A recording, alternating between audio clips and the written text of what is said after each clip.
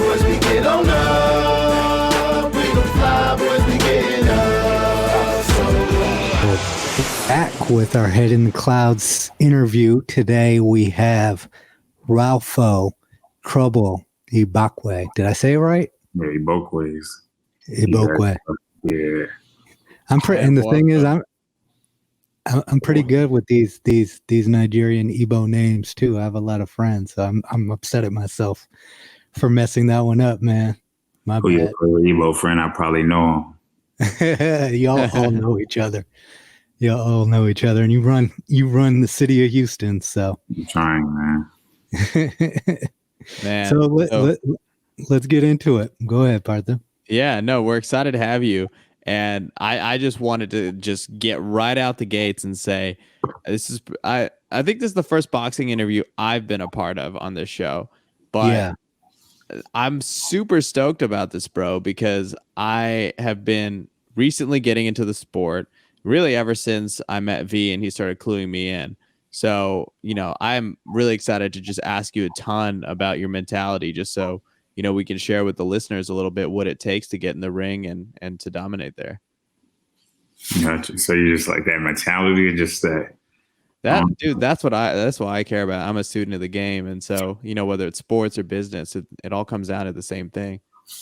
Yep. Let's start there. So tell us about your story. I know you're a Houstonian.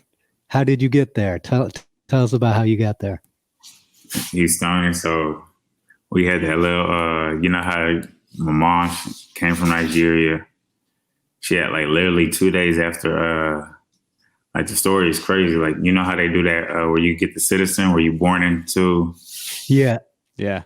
So this will happen. So this story crazy. They denied her 2 times the visa because she was pregnant.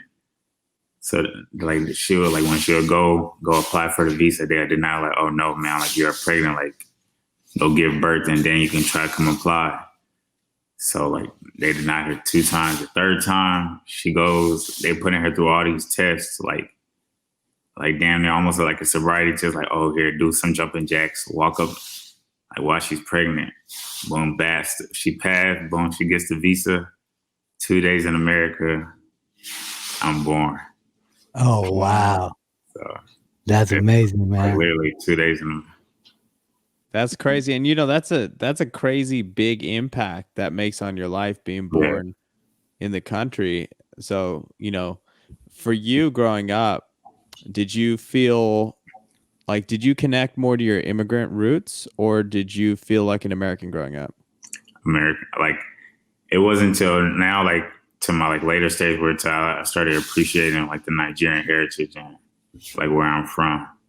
Yeah, I think being younger, some African booty scratcher jokes, they started getting old, started getting to you. And yeah, dude, I get that. People, my middle name was Christopher instead of my middle name is CJ, but I would tell them it was Christopher Jr. So I wouldn't be a cool you wouldn't get made fun of as much. That's man, it was crazy. Roll call come out. The teachers I'll hurry up and raise my hand once I knew I was next, so they don't say my last name. It was crazy. But it wasn't until I grew up till I started appreciating the culture. Yeah, it's funny as you get past that kind of phase where people's insecurities in school and high school, and then also just the kind of issues you have even with teachers not understanding your culture. Yeah. As you get older, you start to understand that what makes you different is actually what makes you special. And that's something that I think we all kind of go through that process as minorities and immigrants, is actually learning to embrace what makes us different. And I think that once you get to that point, that obviously is extremely valuable. Now take us into this. Most boxers, I've gotten to talk to quite a few of them, but what was happening when people were calling you a African booty scratcher? Were you fighting them every time? Is this how the fighting got into your blood, or did it happen much later? It started I'll never forget this story. It started with bullying. I'll never forget this story. It was in the 1st grade. So we always get bullied, man. It was these white kids, man. Yeah. I used to bully us, and then it was just like little minor bullying. Like they'll take our lunch, take our backpack, play hot potato. We just doing little kid stuff. So and then there'll be times I wanted to snitch, but I didn't want to snitch directly. Like I wanted the teacher to ask, like, "Yo, who picking on you?" So it'll be times like, man, they'll be squishing our lunch. And so it'll be times like I never feel like it'll be times like during the cafeteria, like I'm eating my sandwich, but I'm positioning where like the teacher would be like, "Yo, why your sandwich look like that?" But they never asked. So I was like, "Damn, I ain't snitching today." So it was like one incident. Like long story short, like my mom used to preach about the whole stranger danger, like the whole stranger danger movement. And then so we walking home from school, see the bullies. So I'm like, oh man, we gotta hide. So I tell my brother and sister, oh yeah, let's hide. We hid in the bushes. So then this old lady, she came walking by and she saw us in the bushes, like, yo, what are you doing? Like, I'm like telling the lady, yo, move, you about to blow our covers. The bullies are coming. So then so the lady was saying like she'll take us home. And then I was like, all right, if anything, if this lady wants to try nothing, I know the last thing we can whoop this old lady before we whoop these bullies. So we we took the ride with the bullies. We took the ride with the grandma. Boom! Right when she dropping us off, our mom come outside. I knew that was over. So our mom she got me from the car. I was like, oh, thank you. Thanks for dropping my kids off. Like I already knew like that was a whole front. So as soon as I get in the house, like I never forget the story. Like as soon as I get in the house, she was like, take off all your clothes. I'm going to kill you today. Oh man. But like I got the worst beating like in my life. Like you could get to like a 6-year-old kid. And then I remember like I had already planned, like that night I had planned on running away. Like I was already out the window. And everything. The thing was, like, as soon as I got out the window, I was going to run to my dad's house. I didn't know how to get there. I was like, so I was like, you know what? Like, I remember getting back in the window. So I was thinking to myself, like tomorrow when I see these bullies, yo, I'm going to kill them. Like, that was on my mind. I was like, yo, I'm about to, whatever my mom did to me, I know these bullies not going to come close to doing. So, like, I was already, like, mentally prepared. Like, I felt like the worst had already happened to me. So I remember, like, the next day, boom. Next day, see the bullies. I passed them up. I was like, all right, we see them. I'm walking. I'm like, all right, hopefully don't, like, I didn't want to fight, but if they wanted anything, I was ready for their problem that day. So I'm walking. Bullies, they didn't say nothing to me. Next thing I'm walking, I was like, oh, maybe I got a free day today. All I hear next thing is, give it back. I'm turning around. They playing hot potato with my sister's backpack. I'm like, shit. So I'm like, hey, y'all give it back. Like, I'm not playing. Like, please give it back. They're like, oh, what are you going to do? What are you going to do? I remember, like, I always used to do this thing, like, I'm like, give it back. Like getting angry. Next thing, I don't know, like, where this anger or the strength came from. Like, I just started, like, beating up, like, these two bullies at the same time. Like, I'll fight one. It looked like some WWE scene. Like, I'm whooping one. I'll stop going to the other one. And, like, right after that, like, I remember just walking up. Me and my brother and sister, we walked to school like the whole time. They were like, go CJ. Like we marched like the whole way to school. And then I remember like, it was like from that moment right there, I was like, yo, it was the next day. So look what happened the next day. Next day, like a whole completely different story. The bully saw us like, it was like the day prior, like never happened. They were like, oh, what's up? How y'all doing? And we reciprocated the energy like, oh, how y'all doing? Like, everything was cool. And then like just in my head, I was like, yo, so this all it took, like all the begging and like stopping, like, yo, please don't do this. Like, y'all didn't listen to none of that. It was when I got violent. That's when y'all understood. And then I remember like that from that moment on, like I made a decision, like, yo, I'm not doing no more talking. Like it's going to be violence because I see, yo, this works. And then that's how like it just took off. Like, did you play other sports growing up? Did you get into like football? I played soccer was my first sport. Okay. Soccer was my I could have guessed that one. soccer was my first Super sport. ego. Yeah. Soccer was my first sport. Then I started running track. Then my brother got faster than me. I was like, all right, if I can't get past him, I ain't gonna make it. Play football. Football was really, that's the one I thought I was going. Like I was really good in football, but I just hated getting hit. Like I was a boxer. I was a good running back, like good, but the hits, and you gotta think, you're a boxer, but you going against people your weight. Yeah, and you're prepared for it. Yeah. Right? You're not getting running back, like you 5'10", probably, and you got the breath, probably high school, college. You probably like 5'8". You ain't even in your full body. Now you going against a head to head with a 6'4" dude, 300 pounds. yeah. I ain't like football. I wanted to play basketball. I had dreams of going to the league. Thought I was gonna be 6'5". That didn't work for me. So you got stuck with the first one. You knew how to fight, so you're like, all right, Yeah. What actually made you decide to pick up boxing? No, look, it was the whole violence growing up, the whole violence, fighting in school, the punishments is no longer ISS or detention. Now you start, you grow, you start doing jail time. So I started getting into jail, getting into just a problem with the law. So then every time I used to go to jail, the first thing I do is pray. I know that's bad, so I would go pray. So whatever I went to jail for, I'll pray yo, God, if you let me make it out of this, I'll never do it again. It could be even a traffic ticket. I've done it for a traffic ticket. I'm look, God, you let me make it out of this, I'll pay all my traffic tickets when I get out. So, long story short, it was some crazy incident. Boom. It was this little bar fight. Happened on it was what is that called? It was a New Year's Eve party. Mm-hmm. New Year's Eve party. Long story short, boom, got into a big fight. 5 charges pressed on me. So 3 people trying to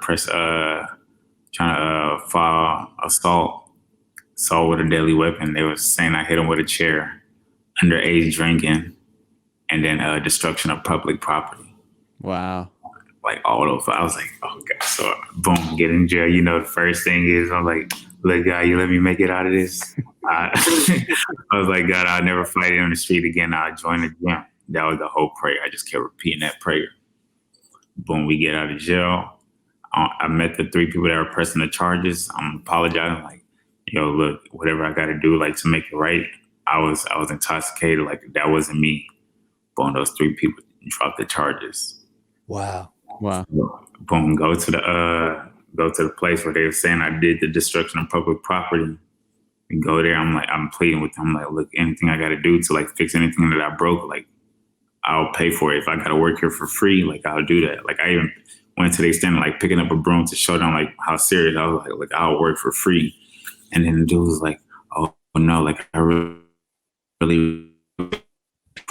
adult. He's like, I'm gonna do everything in my power to make sure these charges get dropped. Boom. Wow. The other charge got dropped. So now it's just that one charge dropped that was pending on me was the underage drinking. That I know there was no way I was gonna be how are you gonna prove you're not underage? I remember I'm in court, no lawyer, no public, nothing. Everybody was like, bro, the last thing you want to do is have a public defendant if you just represent yourself. So an idiot representing myself. I'm in court by myself. Everything against me, the judge reading everything. I'm like, yeah, there's no way I'm beating this. They reading everything. So boom, remember when I told you it was a New Year's Eve party? Yep. So when they wrote the police report, they wrote 2-0, they wrote December 31st, 2-0 and left it blank. So right when the judge about to give the whole verdict and she reading through the thing, she was like, wait a minute. She like, hold on, I can't do this. Whole court goes silent. Everybody looking around, everyone went silent. So the prosecutor was like, what do you mean? I'm like, what's going on? She was like, where's the date on this? It was just, so when they wrote the date, they just left it 2-0, because they didn't know if it was within the old year or if the incident went into the next year. So they just left it blank. So everybody, so they're like, well, what do you want to do? So the prosecutor was asking the judge, so what are we going to do? It's like, well, I'm going to leave this in the hand of the defendant. So I'm looking like confused, like, Your Honor, what do you mean? She was like, well, we could, because this don't meet the proper protocol, we can either dismiss this case or we could continue on with it. I was like, man, Your Honor, dismiss this case. Boom. She read the whole, and I'm like, in a case by Raphael versus Texas, you're dismissed. Wow. Crazy. Crazy. So I remember, like, no lies, I remember going to the car, like, I started screaming, like, hitting my steering wheel, like, 5 cases, CJ, you just beat 5 cases. And then I remember, like, I was just talking to myself. I was like, all right, is this one of those things where you're just going to do where you pray to God just to get out of jail and just go back to doing the same little stuff where you're going to really do what you ask God for? So I was like, all right, look, I'm going to go do it just in case the next thing I ask God for, I ain't going to be able to pray my way out of. Yeah. So I was like, just in case this don't work out, because we were like, all right, God, look, I went to the gym. They ain't work for me. So boom, I went to the gym. But then what's crazy, it wasn't even boxing. I had a friend named Charlie Ontiveros. He used to, I don't know if he still do UFC, but he was like an MMA. Like he was with the whole Legions and all that. Fury. Yeah. So like that was like a motivation. Like when I started doing with the whole MMA. I was always good with the striking, but when they involved with the kicking, ass getting whooped. So just one situation where the sparring went bad. We had the kicking involved. Man, I remember somebody kicked me so hard. I was like, in my head, I was like, yep, this is a career change. This is my last day in the gym. Yeah. Yeah, that kicking is no. Yeah, no, they kicking, man. That's why I applaud them, because I don't know how they do it. Like kicking different levels. Especially like they're just taking blows to the shins like it's nothing. Crazy. Yeah. So then with the whole boxing, I remember I saw the boxing. It's a little boxing over there in Pasadena, Aslan Boxing Gym. So I remember always seeing, I was like, oh, all right, I know my striking good. About to go to the boxing gym. So I remember going to the boxing gym, went in there cocky as hell. I remember I went to the coach. I was like, yo, coach, hey, give me your best man. I'm going to whoop him. I really got them hoes. That was my exact words. I was like, yo, give me your best man. I'm going to whoop him. I got them hoes. He started laughing. He was like, hey, man, street fighting and boxing is 2 different things. I was like, I know, but I'm really like that. So he was like, look, this is what I'm going to do for you. He's like, I'm going to give you a free week membership. I'm going to come in here, do all the training you want. We're going to spar on Friday. I was like, all right, cool. So I remember coming every day, like faithfully. Every week, I didn't know what I was doing. I'm watching everybody how to punch the bag. I'm punching the bag, trying to jump on the ropes. So I remember that Friday came, boom, I'm ready. I remember having like my clothes, like it was the first day of school. Get to the gym. And then he was like, look, I'm not going to put you with the best dude. I'm going to put you with the okay, just a mediocre dude. I'm like, all right, that's cool. That's bad on y'all, but all right. So I remember we get in the ring. Boom. I'm going crazy. Like in my mind, I'm winning because he's not punching. He's on the ropes. Blocking. Yeah. I'm winning. I'm beating him down, but it looks nasty. Like when I look back, I was like, oh, that looked pitiful. Like, but in my head, I'm like, oh, I'm doing good. He ain't punching me back. That means I'm winning. It's like a Mayweather fight, right? Yeah. But all I remember was, yo, when is the bell going to ring? This is a long ass 3 minutes. Yeah. So I'm punching away. I'm like, oh, yes. So in my head, I think I did something. Bell rings. I'm trying to get out the ring. So he like bogarts me like, oh, in this gym, we do minimum 3 rounds. I'm like, oh, shit. There's no way. I just threw everything I had in this first round to show you what I had. So I remember, boom, I stayed in the last 2 rounds. This dude beat me down. Like, I remember, like, it was at one point, like, my head was going against the ropes. And the coach was like, yo, Ralph, it's okay to move your head. Like, but man, it was just, like, the dude just beat me down. But I remember, like, after the whole thing, I stayed my ground, and the coach was just talking to me, like, hey, I really respect you for staying in here. Like, most people would have be like, oh, I'm done. And just him telling me that, and like, I'm very prideful. So like after that, like I was like, yo, I need that back. Like in my head, like I needed that, like I wasn't gonna let that go. And then just walking to the gym, like me just walking into the gym before I like talking to the coach, I had already seen like the people's accolades. I remember like seeing they had one of Jamel's Charlo pictures like before he was like the twin. So I was like, oh, who is that? It was like, oh, he in Houston. So I was just looking at all the pictures in my head. I was already envisioning like, yo, I'm gonna be big one day. Like I'm gonna take off. And just talking to the other boxers, most of them had similar stories where they had like grew up in a rough background or trying to turn a negative into a positive. So it was just like, I just developed that family bond. So I was like, yo, this is me. I'm about to do this.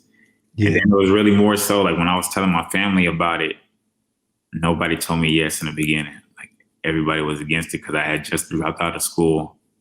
So everybody was just against it. Like, oh, nah, you're tormented by the devil. Like something's wrong with you. Like sounds like some immigrant parents right there. Yeah, they were like, oh, you're being possessed. Like it's not you. Something's wrong. So it was really more so everybody telling me no that made me like, yo, everybody that told me no now, like they're going to be telling me yes tomorrow. So it was really more so of that, damn, nobody believed in me. Nobody said, all right, yeah, I believe in you. Stick with the boxing. Like literally from like nobody, like probably my grandpa. I think that's the only person that didn't tell me no in a bit, but he one of those, like, he just go with the flow. Like you could tell him you want to be Superman. He gonna be like, all right. He's supporting you. So literally it was like everybody telling me no, like, oh, that's a bad idea. Like, why are you dropping out of school? Just stay in school. I was like, all right. Like it just gave me that extra drive, like that mentality, like, all right, everybody sure, like, yeah, I remember that. Yeah, it's interesting. I think we all kind of have that point in our lives where we feel like the whole world is doubting us. Mm. And that's actually the fuel that we need, even if it's not true. You know what I mean? We need that fuel to kind of force ourselves to take ourselves out of our. That would definitely feel like everybody, like I'm telling everybody no, like, oh bro, you can't fight. What are you doing? I'm like, all right, that's cool. All right. And it was just like that drive, like, all right, I'm gonna show y'all. Yeah. But and then like just like now, like I'm saying people that was telling me no, they're like, oh, I knew you could do it, bro. I was just criticizing you. I was just trying to push you. I knew that was gonna push you. And in the back of my head, I'm like, all right, yeah. Like I don't call nobody out on it, but like I know what's up. But hey, it got me like that drive where it's like, all right, I got y'all. All right. So when you think about your game, your style of boxing, did you develop that intentionally? Were you trying to emulate boxers you look up to, or did you build more around what happened naturally for you? It was really more naturally. Like in the beginning of my boxing stage, I couldn't last rounds. So it was really of me trying to like go all out, like trying to knock him out.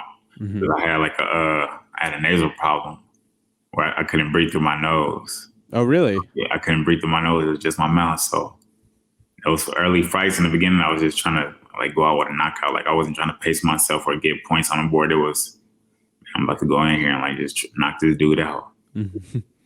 So like it just really developed like I started to develop a style, people around me, different boxers. And that's awesome, man. As you started to go through that process, do you have any guys that you look up to particularly, or anyone you tried to take a couple moves from or emulate? Like to the early, like it was probably like Regis. I don't know if y'all know who Regis. So we all in the same gym. So just like watching him, so he was like the top dog in the gym. So they'd be like, oh damn, that's Regis. He undefeated. So, and like back then, like I don't know, like back then, like when I was like new in the sport, like I was taking that undefeated till I knew like with the whole undefeated and how people get their undefeated records and stuff like that. So I was like, oh damn, he a bad dude. So just looking at Regis and just hearing his stories and different things, I was like, oh yeah, he different. And then just there's different people around. Like it was really the people around me that like gave me that drive, like the Shocks, the Austin William and Regis, Darwin Price. It was just those drive and just hearing their stories. And you understand with the boxers, like you gotta think I'm in the gym like every day. So I've been in the gym for every day for 6 years. So you just develop that family bond. Yeah. Like you got to think like I'm seeing these people like literally every day, Monday to Sunday, like the same people for 6 years. Like that's more than how many times I see my mom. Yeah. But Yeah. like, develop that natural bond where you just seeing or your coach, you start calling your coach dad or pops, like your gym, your stable mates, bro. Like it really just becomes that family bond to where y'all pushing each other and y'all hear each other's backgrounds and where y'all come from or where y'all trying to get to. So it's just that whole drive. Yeah. Let's talk about that a little bit. You said you've been boxing for 6 years, and the initial part, like even getting the stance that you have to take to be a boxer, to like have that stance for 12 rounds. Like I remember when I first started, I was like, man, my legs were tired before my arms were tired. And you know, it's also like you said, you spend all your time. It's a sport that requires, if you're going to be successful, that type of commitment and drive Crazy commitment that most people can't live through, right? You have to wake up every morning at 5 a.m. You have to be in the gym. You have to fix your diet. If you go out and you party and you drink, that's going to impact your stamina in how you play. And I think, and how you fight. How long did it take you, like going from where you were at, right? You know, you said you were kind of an undisciplined youth to kind of get to that point. What did it take? How long was that process from when you started to where you finally understood, like, yo, this is a lifestyle choice, and a lot of the other things that I care about in life kind of have to be put aside because this is 24/7 if I want to be great at this? Shit really come from getting your ass whooped. Like it's being up all night or going, like you pay for it when you go to the gym and it's going to show, like you can't hide it. Like you get your ass whooped, and then what the people know, like, what you been doing? You ain't been sleeping, or you ain't been eating right. That's why you look like that. You got rolls on your stomach, or it plays out like you can't hide it. Like it's going to show. Like when you get in the ring and you're not performing, you getting hit, you can't bob and weave, or you can't last 2 rounds. Like it'll show. So just getting your ass up, be like, oh, I gotta change this, because like I said, I'm prideful. Like I can't keep coming to the gym, paying gym dues to get my ass whooped every day. Like I'm trying to go home confident and tell people, like, yo, hey, I had a good sparring day. So it was just like, yo, I got to change. If this is what I really want, like, I got to make changes. Yeah. And you literally have to make weight, right? So it's like the decisions, every decision. I'm in the process of making weight now. So I'm like, look at my lips. I'm like, shit. It's definitely a whole dedication. Like, have to be disciplined. Like, to cut weight. I feel like with fighting, man, cutting weight, that's the real fight. Forget the whole boxing. Like we do that every day. We spar. Like the fighting, the cutting weight, the eating, that's the real fight for me. Like, oh damn, these cookies look good. Don't eat these cookies, or stay in shape, or make sure you work hard because you got to cut this weight, because if you don't make weight, now you got to pay for it during the round. Most times, sure, you don't make weight, the fight get called off, or you got to pay a percentage from your purse because you missed the weight. So it's definitely like a huge dedication to where, like, yo, if you don't do what you got to do and take responsibility, you will pay for it. Yep. That's cool. Do you feel like for you as an individual outside of boxing, do you feel like the toughness of the sport taught you a lot that you carried into your personal life? I feel like my personal life of the toughness carried into the sport. Like, I love that. Like just me growing up in a Nigerian home. Yep. I see like other, like we were already raised tough. Like people, like what I look back now, like not even to put my parents out there, like I'll be like, yo, that's child abuse. Like that's dirty. But if you ask other Nigerians, that's the norm. Yep. Getting hit with a 2x4 car, that's normal. Like getting stomped on, like that's normal. Like so we see like, yo, we look at it like, yo, that was child abuse. But it's just like going through that. Like I still tell myself I haven't been in a ring with anybody that's hit me harder than my mom. So that's Like my mom, yeah, like my mom made me cry. Ain't none of these boxers made me cry yet. So I'm just saying, hey, so like, That is I feel like hilarious. growing up in that Nigerian home, like it definitely like it gives you like that edge, like that mental toughness. And then I went to school out there where they still had a paddle system. Whoa. So Whoa. there was no ISS or like our teachers beat us down. And if one teacher wasn't enough, two teachers like, Sheesh. and then it was a whole boarding school. So it's no running to your parents and be like, oh, my teacher beat me down. And even if you did, like it was times I'd be like, yo, my teachers just hit me. First thing they'd be like, what did you do? So it was like, man, this ain't working. So it was like, yo, you're gonna get down or you lay down. So it's like, hey, you gonna follow the rules or they gonna beat them rules into you. Yep. So that Nigerian lifestyle, that whole growing up in a Nigerian home gave me that toughness for sure.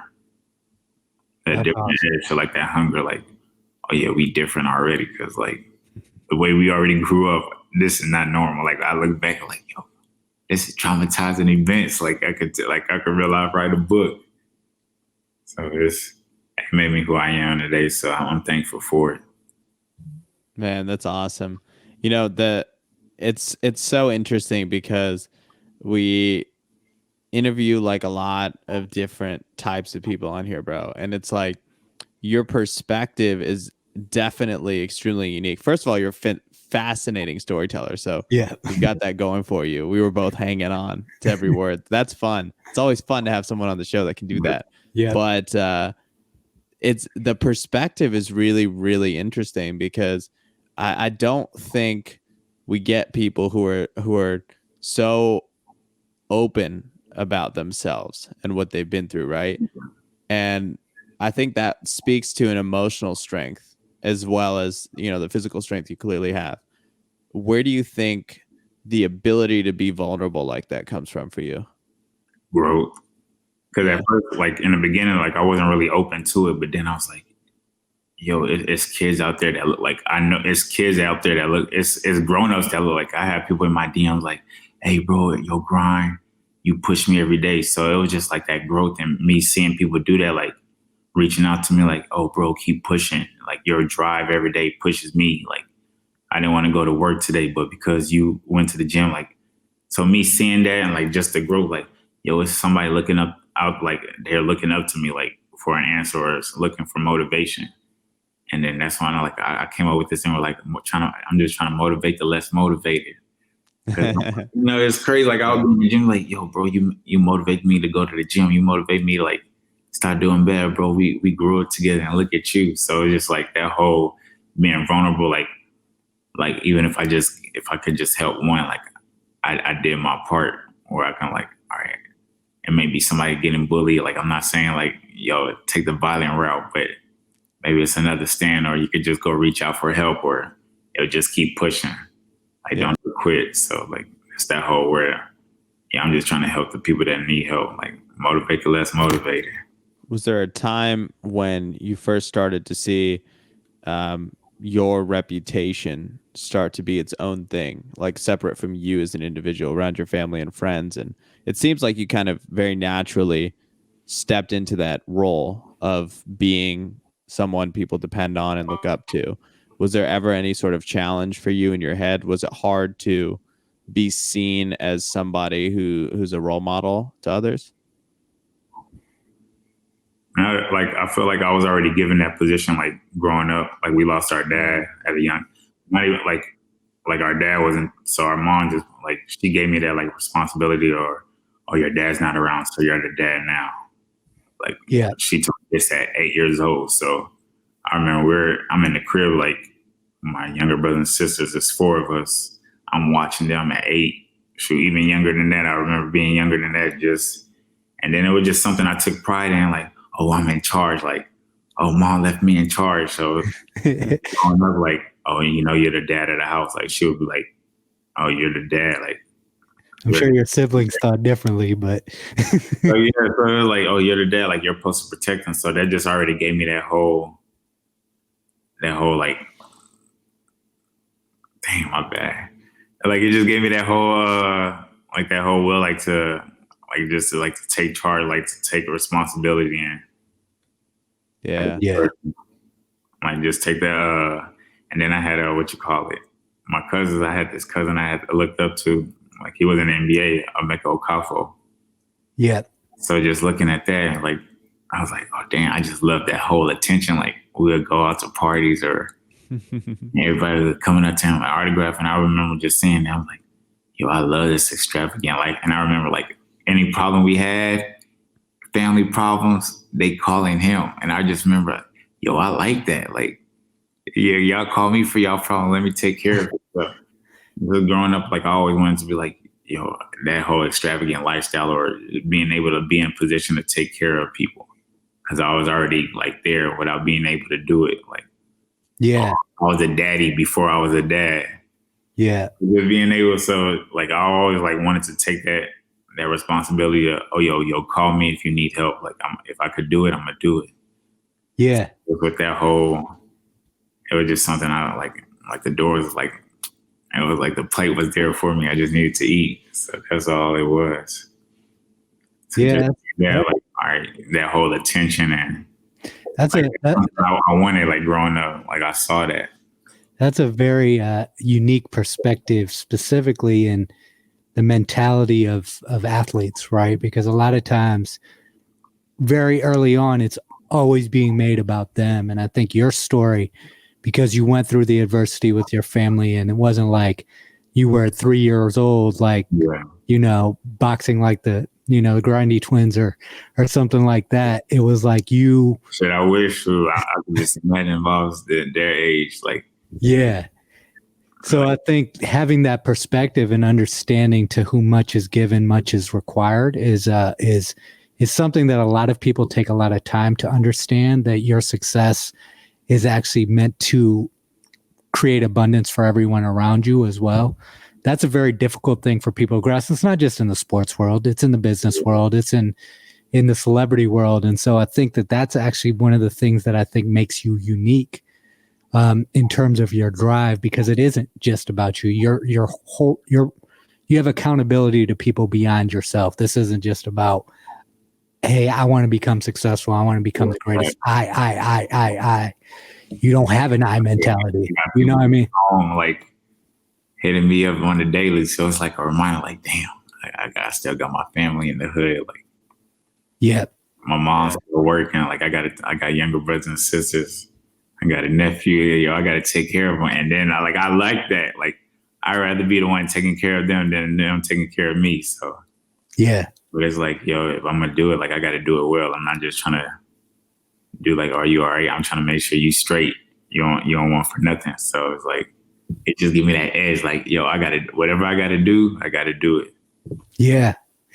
So let's talk about your actual boxing career, right? We've talked about how you got here, Partha kind of hit us with the great point about not just being physically strong, but being emotionally strong. Yeah.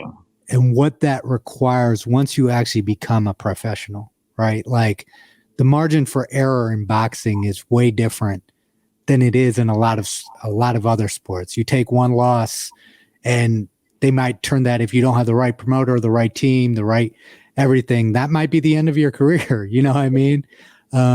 But you have to keep getting up, and that's why they make all these boxing movies, because there's a great story within every boxer, which is getting up off of that mat. No matter what is thrown at you, you have no choice. If you want to, either you're going to keep going or you're going to quit, and no one's going to feel sorry for you if you quit. So that mentality, taking that into, and then the political side of boxing, and you know how that works with the promoters, with everything that got you to the point of becoming a professional. Now you're in a position now where you're finally getting the attention and recognition that you deserve.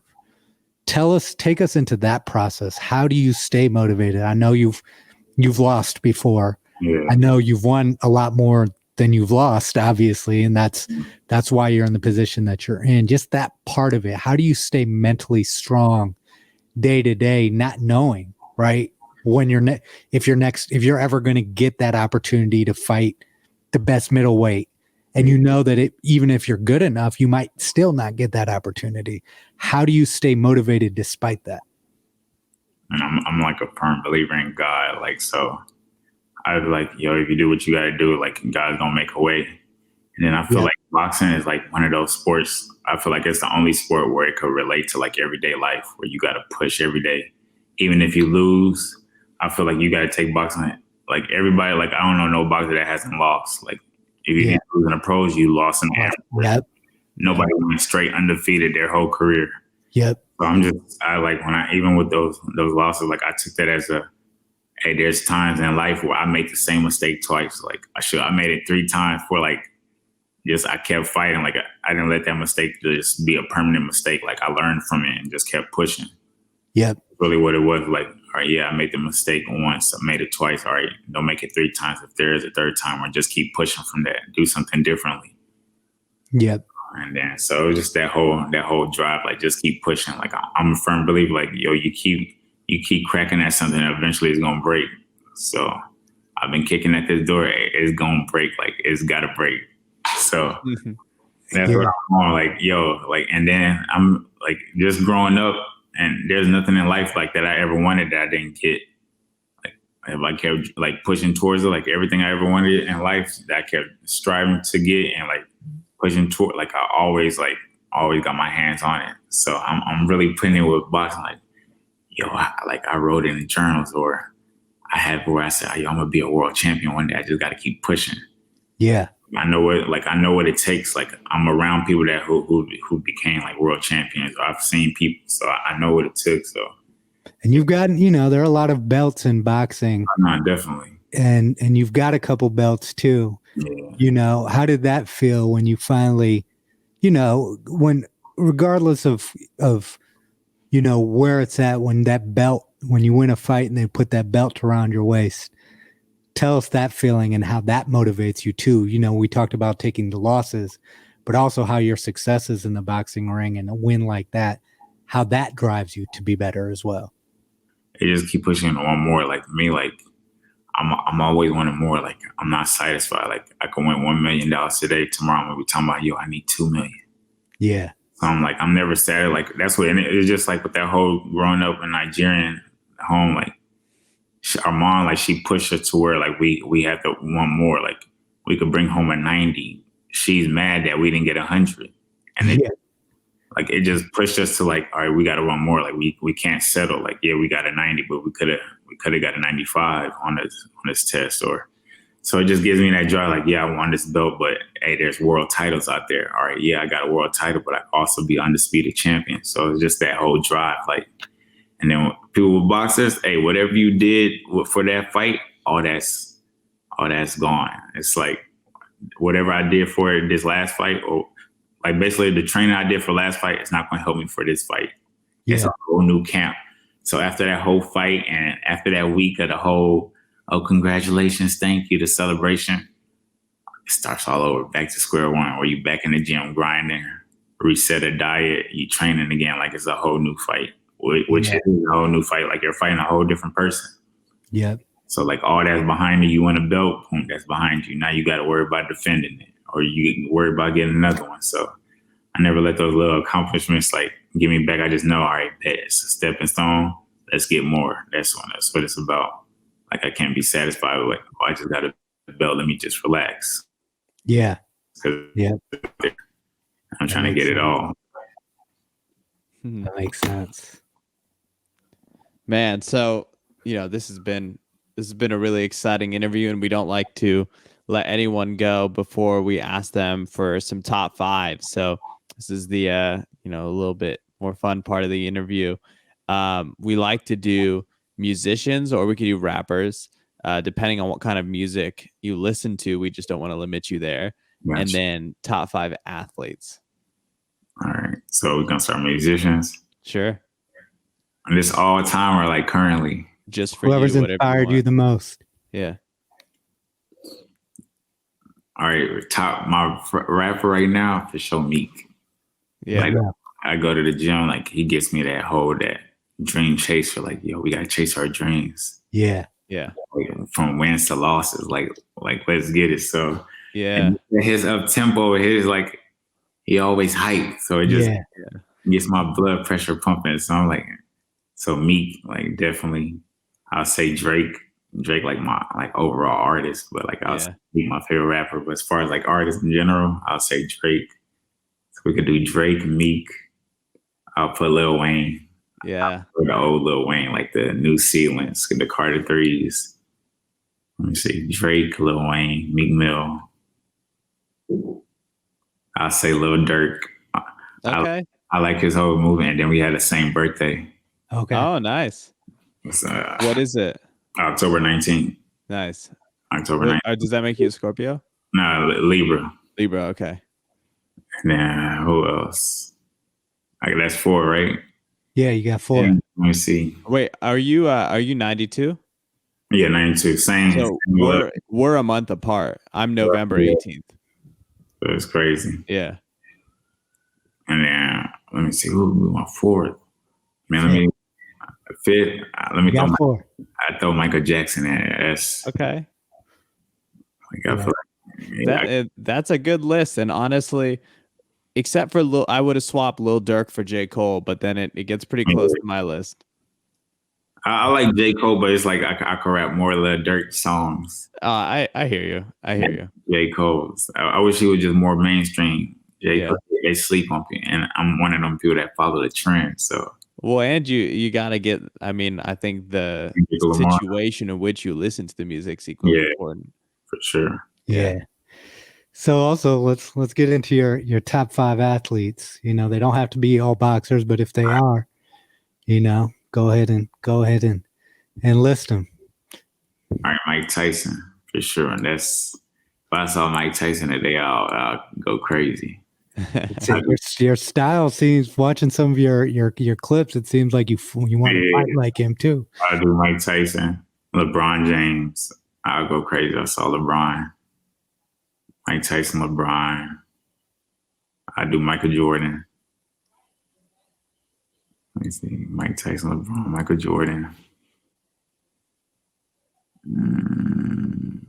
I would did Ali. Yeah. Like, the greatest. Me getting a picture of Ali would have definitely been one for the books. Let me see. And Serena. Let me throw a girl in there. Serena.